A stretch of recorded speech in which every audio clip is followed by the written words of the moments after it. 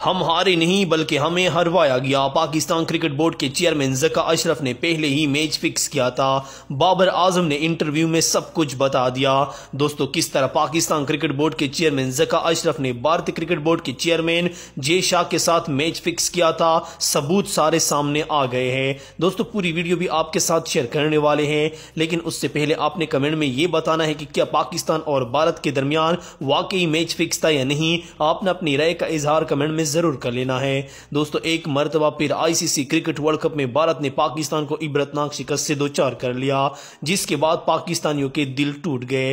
दोस्तों, मैच के बाद पाकिस्तानी कप्तान बाबर आजम का तहलका हैज इंकशाफ सामने आ गया है। दोस्तों, बाबर आजम ने इंटरव्यू देते हुए ये कहा कि हम हारे नहीं बल्कि हमें हरवाया गया। पाकिस्तान क्रिकेट बोर्ड के चेयरमैन ज़का अशरफ ने हम पर बोझ डाला था कि भारत के साथ मैच अच्छी तरह नहीं खेलना। अगर मैं अच्छी तरह मैच खेलता तो मेरी कप्तानी चली जाती।